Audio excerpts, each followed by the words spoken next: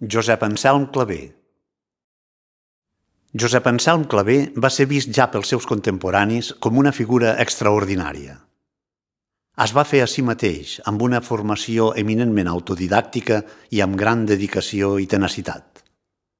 Abandonada als 17 anys la primera idea de treballar com a torner, es va llançar a seguir la seva vocació autèntica: cantar, fer música, compondre cançons noves que elevessin el baixíssim nivell de les que es cantaven pels cafès i les tavernes.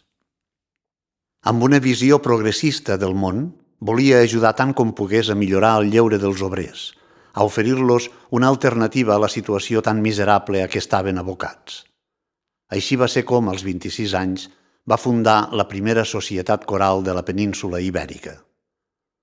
El seu èxit esclatant i fecund va provocar una ràpida expansió de moltes societats corals vinculades entre si que en conjunt sumaven milers de cantaires. I fent costat a tot aquest moviment, va sorgir en paral·lel un públic incondicional estès per tot Catalunya i més enllà. Pocs anys més tard, també li va arribar el reconeixement des de l'àmbit de la Renaixença, que estava donant els seus primers fruits. El 1859, Víctor Balaguer l'incorporava a la seva antologia Los trobadors moderns amb 5 composicions, entre les quals Les flors de maig. Ben segur que aquestes i d'altres poesies seves van ser de les més divulgades, apreses i cantades del segle XIX i bona part del XX. El poble, que el venerava i l'estimava tant per la seva honradesa i bonomia com per les seves qualitats artístiques, va quedar commocionat per la seva mort als 49 anys. La seva obra ha tingut continuïtat amb alts i baixos fins als nostres dies. La Federació de Cors de Clavé n'és en l'actualitat la màxima representant. Després de la lectura de Les flors de maig que us faré a continuació, us recomano molt especialment que escolteu la magnífica interpretació que en van fer el Cor Jove i l'Orfeó Català sota la direcció d'Esteve Navona.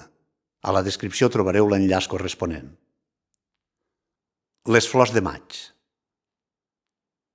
Prop del riu hi ha una verneda i un saló enmig sa espessura, amb catifes de verdura i amb sofàs de troncs de faig. Lloc agrest on van les nines i on besant sa cara hermosa les confon l'aura amorosa amb les flors del gentil maig. I els aucells busquen son niu entremig de la verneda. Los aucells busquen son niu entremig del bosc joliu. Sota d'un salze, sentada una nina, trena joiosa son ric cabell d'or. És son mirall fresca font cristal·lina.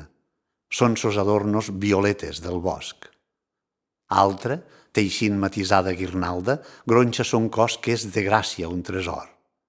Altra, amb son blanc cabridet a la falda, canta més fi que el festiu rossinyol. Més ai de los cors, que són eixes noies les més riques toies del mes de les flors. La vesprada al camp regala d'albes perles bona almosta. El sol vell fugí a la posta i d'estel s'omple el cel blau. Pastoretes, ans no sone de la queda la campana, ballarem una pavana amb vosaltres, si així us plau. I els aucells de dins son niu glosaran una tonada.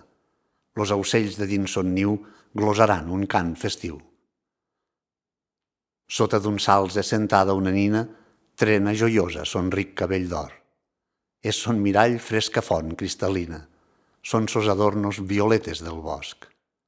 Altra, teixint matisada guirnalda, gronxa son cos que és de gràcia un tresor. Altra, amb son blanc abridet a la falda, canta més fi que el festiu rossinyol.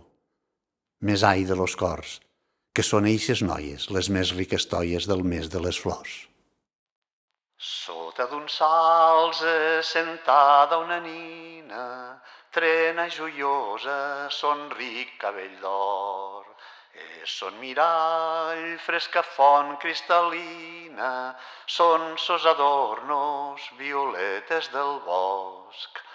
Altra teixint matisada guirnalda, gronxa son cos que és de Gràcia un tresor, altre amb son blanc, cabridet a la falda, canta més fi que el festiu rossinyol, més ai de los cors, que són eixes noies, les més riques toies del mes de les flors, més ai de los cors, que són eixes noies, les més riques toies del mes de les flors, sí del mes de les flors, sí del mes de les flors.